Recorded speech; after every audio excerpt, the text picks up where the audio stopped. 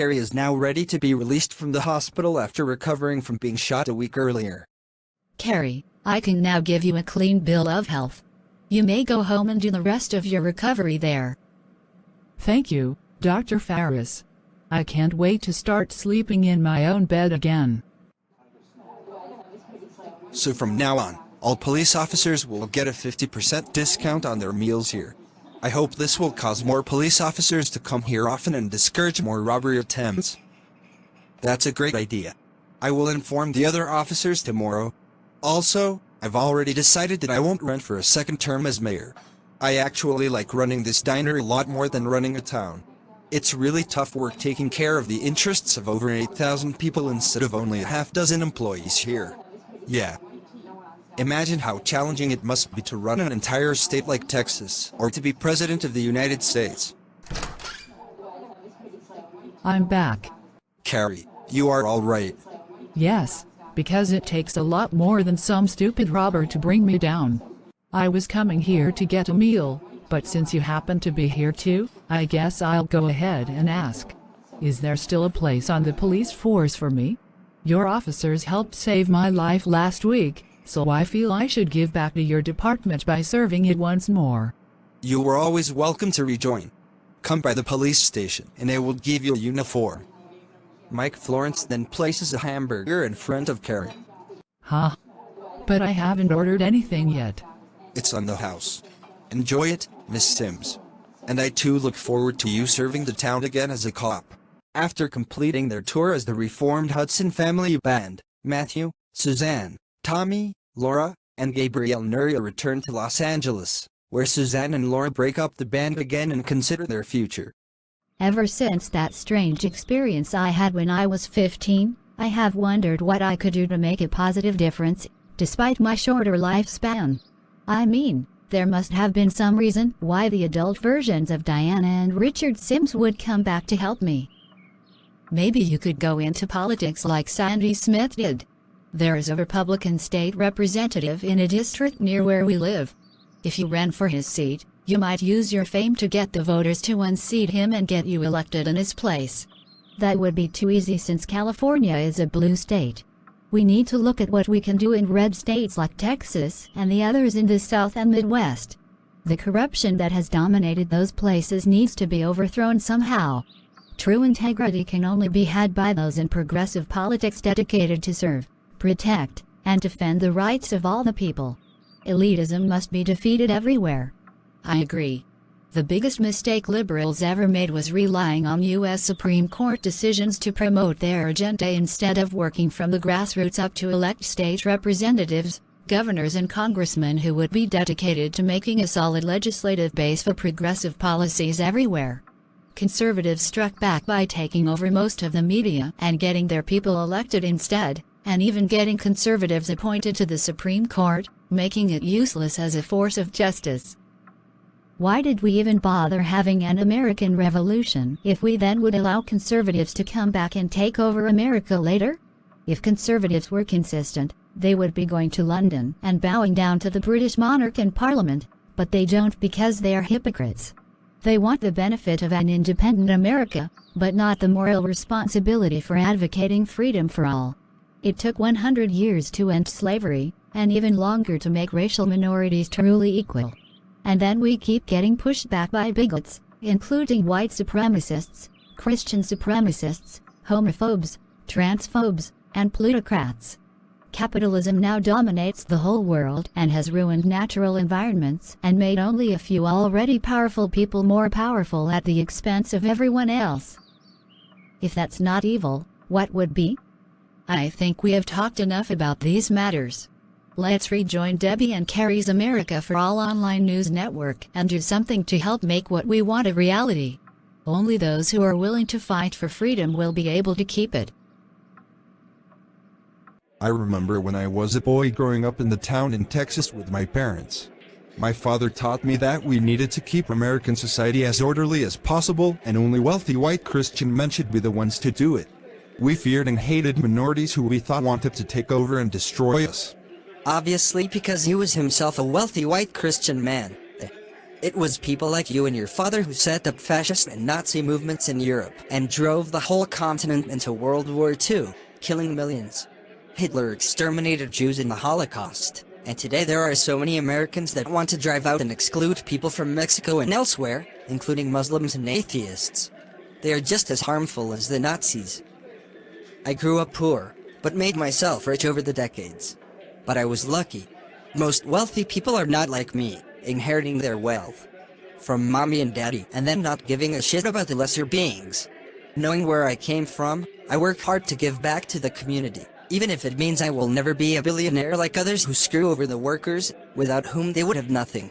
2 weeks have passed since the shooting incident at the Speedy Burgers diner, and Carrie is trying on a police uniform. Carrie, are you sure you want to do this? What if you have to face a dangerous situation or even get shot again? I've never been afraid to take risks, Debbie. My not being a cop didn't matter when I walked into that diner and was shot.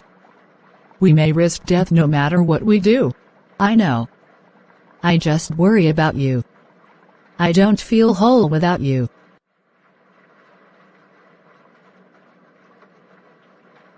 Just remember that when I am out there, I am serving you and all the others in this town. That's what I live for. Carrie, there is a chance that you might become the next police chief. What? Why? 2 reasons. 1.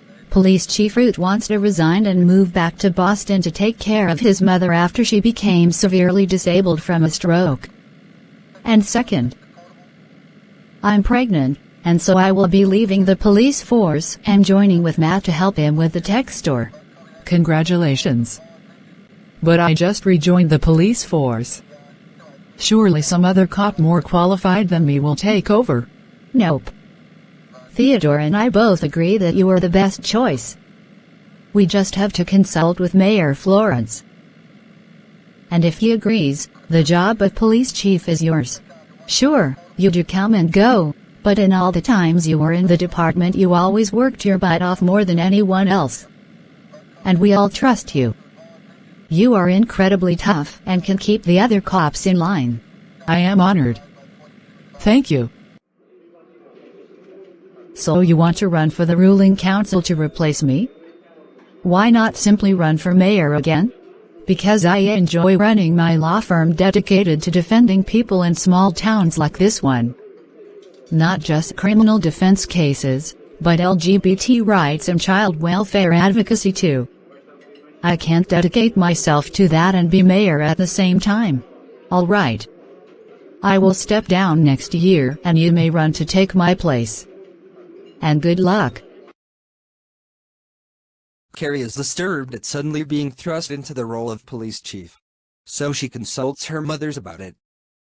Mother Jessica, I just rejoined the police department. How can they ask me to take over the whole department? I never would have asked for this. You are being offered the position because of your track record. You are seen as trustworthy. You are brave and loyal, the qualities a good cop needs. You are everything Lucy and I ever hoped you would be, and we are so proud of you. And often the best leaders are the ones who are put in their roles unexpectedly and they prove themselves by rising to the occasion. We have faith in you, as does Police Chief Root and Sergeant Grimm. So you just need to have faith in yourself.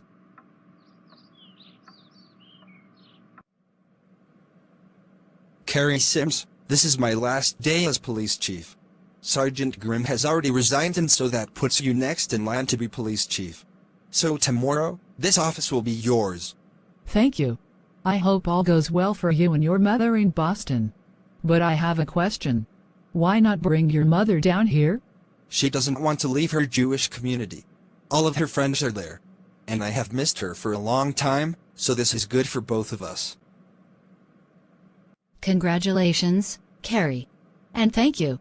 Andrea, I would have expected you to be the next police chief, not me. You've been a cop longer than me. Actually, you joined the force before me.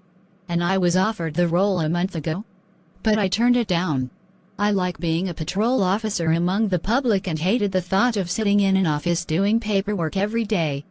But somebody has to do it, So it might as well be you. I trust you. So be it. It is my duty to this town and to the rest of you in the department.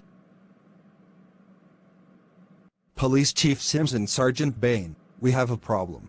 A large group of people have just entered the town, and they are wearing robes and also masks that look like skulls. Are you serious? They sound like members of a cult. Or the Ku Klux Klan. We need to act fast. They are outside the Tuscany Tavern, preventing people from entering or leaving the place. Oh, crap. My mothers are both there now. Alert the other officers immediately. People of the town, we are the Order of the White Skull, and I am the Skull Leader. We are here to protest the woke ideology that runs this town. Your mayor's office and your police department are run by the enemy. Carrie and the other police officers arrived to confront the Skullmen. Your protest is disrupting this business. Go stage your rally somewhere else, or be arrested. So you want to violate the First Amendment and persecute us? The First Amendment permits peaceful protests, but not disturbing the peace.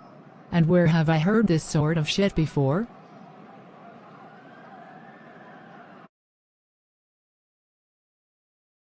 Good people of this town, do not eat anything here.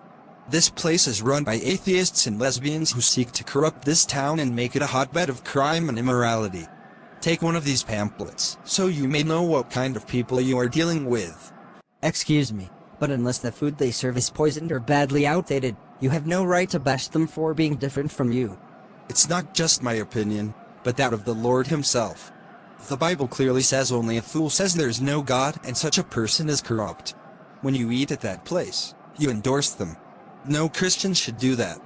Carrie, he is blocking the entrance to the restaurant. We can't let him do that. I will call the police. Brother Dave, I got a report that you are trespassing and disturbing the peace. If you don't leave, you will be arrested. Arrested for doing the Lord's work? I was warned a long time ago that Christians like me would someday be persecuted. I just hope I never would see that day. Such arrogance. It has been I, Debbie, and our mothers who have been persecuted by you and those you have brainwashed in the Baptist cult of yours. All we have ever asked for is to live our lives in peace.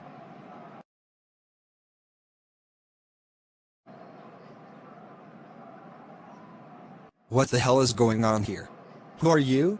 We are, just dealing with your competition, sir. Oh, you think because I am Republican and own the diner across the street that I would approve of this? No, because I believe in both the free market and in the rule of law. You are criminals. Officers, arrest those freaks.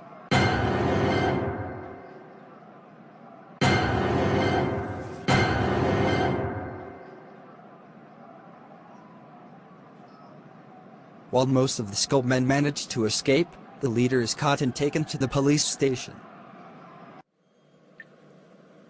Now to unmask you.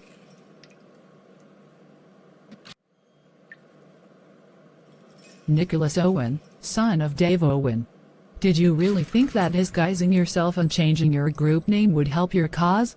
No, it's still the same bullshit as when you led the faithful remnant and also when your father caused us trouble before you. Now you will be punished, just as your father was. And so Carrie leaves Nicholas Owen in the slammer. I thought because Carrie was new at her position that I might be able to defeat her. But I underestimated her. Jack Watson has been serving in the army for almost a year. As part of a work release program, he was offered as an alternative to serving his sentence in prison for murder. Now he meets a new recruit. Welcome to the army. I'm Jack Watson. I'm Kyle Greiken. Where are you from? I'm from Utah. I'm from Tulsa, Oklahoma. Here comes our drill sergeant. Private Watson and Private Greiken, today you are both on guard duty. Take guns from the armory and assume your positions. I got my eye on you, Watson. You screw up even once around here, I'll put you on report and get your ass sent back to prison where I think you belong. So watch your step. I was told by the recruiter that I'd be treated no different than any other soldier. Was I lied to? No, I'm harsh with everyone here. That's what makes me a great drill sergeant. And you a lowly peon. I guess the sergeant really dislikes you.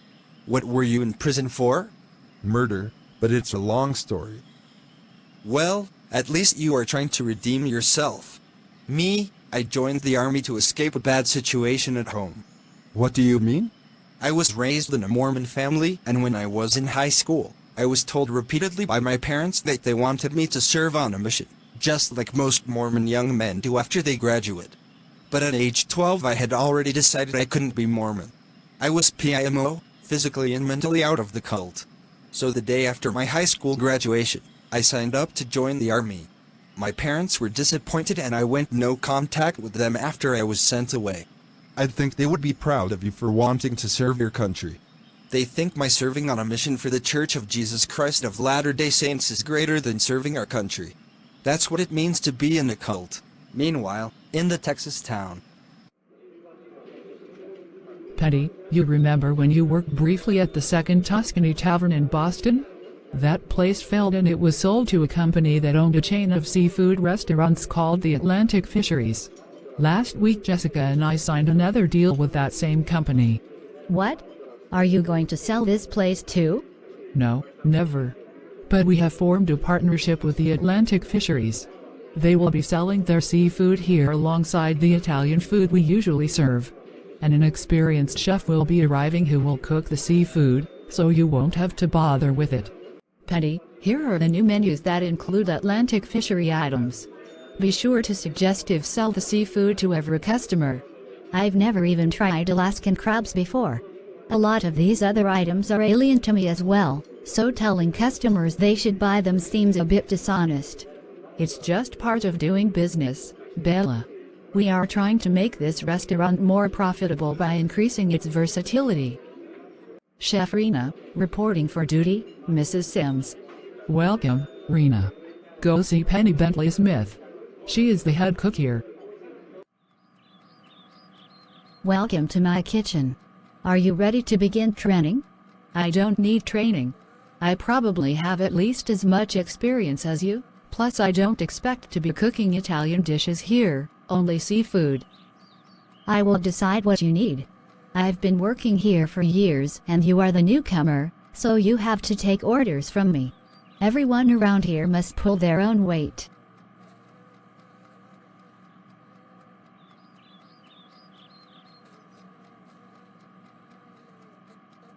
Lucy, I am this close to kicking Chef Rena's ass. She is really getting on my nerves today. Every time I give her a direct order, she refuses to obey, saying things like I serve the Atlantic Fisheries, not you. Or, why should I take orders from you, girl? Do something about her before I knock her into the middle of next year. All right, I will deal with this.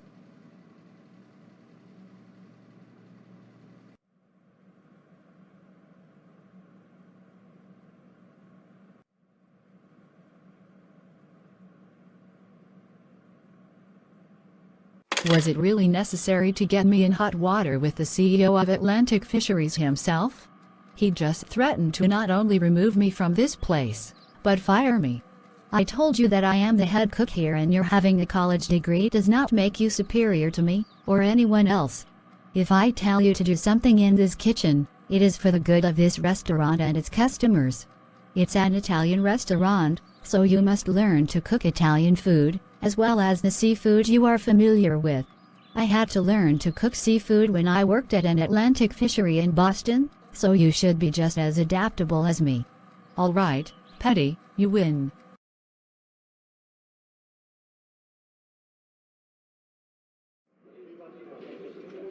So how is your time with your granddaughter? We are doing quite well together. I'm glad she introduced me to you. We seem to be kindred spirits. We both are ex-wives of hypocritical leaders that once dominated this town. Your husband was a mentor of sorts to my husband. I remember when they and Leonard Wilson used to hang out together in the mansion you now share with your granddaughter and those others. So you want to offer me a portion of the hospital? Yes. Consider it a donation to the church. The profit from the hospital can provide money to pay for upkeep of the church building in addition to your personal salary. I currently own 2/3 of the hospital and I can offer you 1/6 of it. And in exchange for that, you can publicly endorse my next campaign for mayor of the town. Together we will make sure no Democrat takes over as mayor and we can conduct our businesses as we want. Today in school, I dealt with a girl named Debbie Smith. She is in 7th grade. What about her? She was refusing to do Bible readings in class. I confronted her about that and she said, Why have you dragged me into this storage space?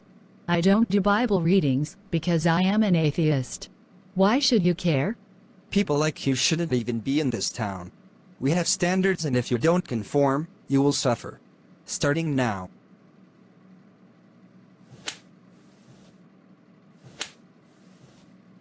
Stop. I've done nothing to hurt you. You exist. That's reason enough to punish you, bitch. If we don't beat down people like her, they might someday challenge our fathers. They could threaten us. That's what my father says. Mine too. Anyway, now that I am about to graduate, my own father says he will make me a cop. And maybe you can also join the police force. Wouldn't it be awesome to work together to keep the people of this town in line? It's so shocking how casual my husband, my son and others were about being bigoted and cruel to people just living their lives. And I accepted it because that seemed normal. Well, we know better now. Alright, the Zoom function is activated. Let's begin the conference. Who's there? Vicky Sims and Paul Jenkins here. Suzanne Hudson, reporting in. James Smith Bentley here. Vicky Mary Jones here. To avoid confusion with the other Vicky, just address me as Mary or Mrs. Jones. Okay, now we can proceed. Vicky, how are you and Paul doing with your studies at Harvard? We both have been doing great. Thanks to the money I earned from the sales of my book and the movie based on the book, Paul and I were able to pay for our courses without having to take out any student loans.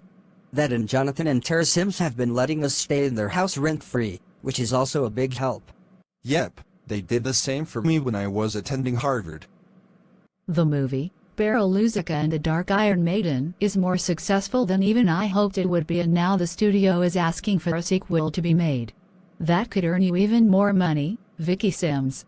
I have no ideas for a sequel yet, plus with my course load at the university, I don't have time to do another book. Then I myself will write the book that the second movie will be based on, and I will also produce and direct the second movie. You will still receive credit and royalties for having been the original creator of Beryl Luzica. I already have your current address, so I will send you a contract for you to sign and then mail back to me. Mrs. Jones, do you want me to do the illustrations for the new book? I don't have that much time for that because of my full-time work as the new police chief of the town. No, that's okay, I will hire someone else to do the illustrations. So how is Sammy Belmont and the other two triplets doing? Sammy is sharing a room at Wayne Bentley's house with Vince Smith. Susan was moved back to the Smith-Wilson mansion to stay with Sarah. We have told the triplets that Deborah Belmont, the one who gave birth to them, is their sister instead of their mother, but Deborah does babysit them often. And they all have no contact with their original grandparents. Carrie, I see you are wearing a police uniform again. How does it feel? Will you stay at it this time? I'm not only a cop again, I am the police chief. And I'm doing quite well. She and the other cops busted up a gang of masked freaks threatening the Tuscany Tavern, the leader of which was Nicholas Owen. Yeah, and when he went to trial he pled guilty and was only made to pay a fine before being released. I fear we haven't seen the last of him. Even if he does come back, anything he does to us will only make him look worse, just like his father. I remember when Ted Wilson beat me up at school when I was only 12. Before that, everyone feared or respected him. Debbie, what happened to you? Ted Wilson did this to me. He says he will beat on me every day until I quit attending this school. Not if I have anything to say about it. Ted, that stunt you pulled on Debbie was totally uncalled for. Now you will pay. That was the first time anyone in the school had stood up for me. And then Carrie came along a few months later and she made things even worse for Ted Wilson. And together, you two have made a huge difference in your small town. As for me, I have decided to run for a place in the California House of Representatives. There is a Republican occupying that place who I want to unseat after he sponsored and voted for an anti-abortion bill. It didn't pass, but I want to go after him anyway. Well, Suzanne, if you need money for your campaign, I'd be happy to make a donation. Okay, it is now 7 p.m., so let's end this conference. Thanks to all of you for joining in. Good night. I have an idea, Debbie. What if you ran for mayor of this town? What? No way. I'm no politician. Well, I didn't think I'd be police chief either, but it happened. Don't underestimate your strength. Together we can be the most powerful couple around here, and as long as we use our power for good rather than selfishly, we can inspire others to do even greater things than us in the future.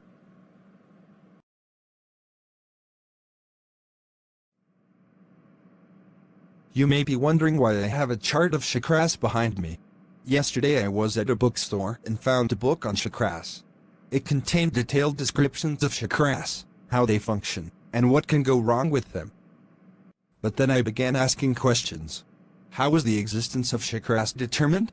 Who discovered them? What experiments can be done to find defects in them? The book I bought gave no answers to those questions.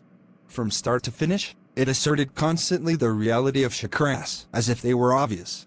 Why 7 of them? Why not 3? Or 20? How were their colors identified? Assertions alone prove nothing. Not with chakras, nor with anything else.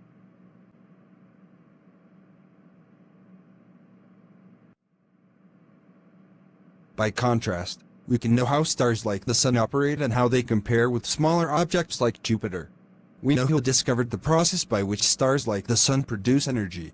The process can be explained precisely and verified via experiments.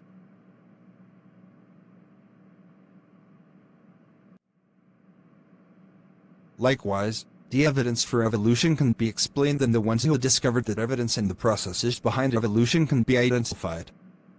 Now, if you choose to believe in chakras, that is your right. But you can't call the beliefs about them science. If you can't verify it via observations and experiments, it is simply not science. Science is and always has been the best path to finding truth about the physical universe we all live in, including about our own bodies. Sandy Smith, you may begin your cross-examination of the witness. Thank you, Your Honor. So, Ms. Averill, it's your testimony that the defendant assaulted you last week? That's right. He did that 2 weeks after we broke up. Then how do you explain the footage from a security camera at this cafe?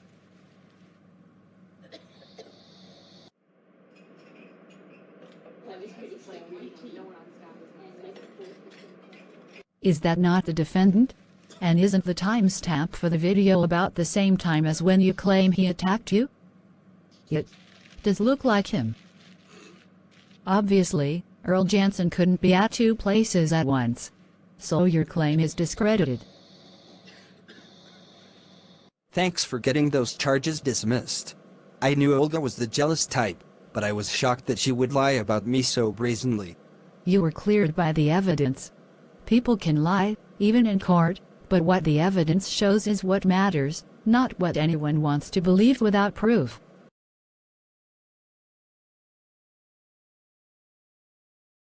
Jessica, I'd like to make a proposal to you. What is it?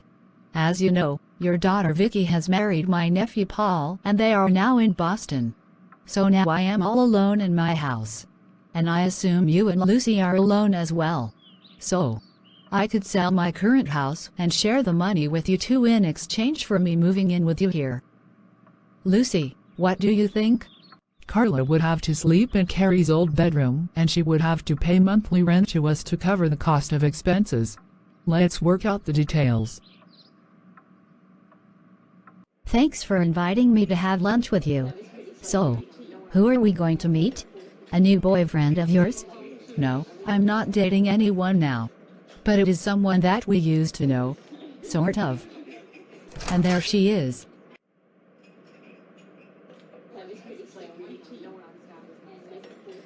Hello. Vicky Sims. You probably don't recognize me, but we used to attend high school together. I am Faye Donaldson. Oh. What classes were we in together? We were in math class, but more to the point, I was a junior member of Imelda Sorkame's gang. Remember when you and your friends beat the crap out of us in the school cafeteria? At that time, I thought it was the worst day of my life. I and the other gang members were expelled from school and jailed, and then my mother transferred me to another school and she forbade me to have any contact with Imelda. Once I was removed from Imelda's influence, I got involved in a group of rock musicians, including my current boyfriend. Hearing from him about how he was himself bullied years earlier snapped me out of the elitist attitude that I had from associating with Imelda. He made me a better person. I just want to say how sorry I am for what I and the others tried to do to you. We were wrong. Faye and I met here a month ago and she introduced herself to me. She's now nothing like Imelda was. She and her boyfriend's band will be playing at a club tonight. You should see them, they are amazing. So what happened to Imelda? No clue, and I really don't care. I kept my promise to cut all ties with Imelda. I have moved on. And I can move on too. I forgive you.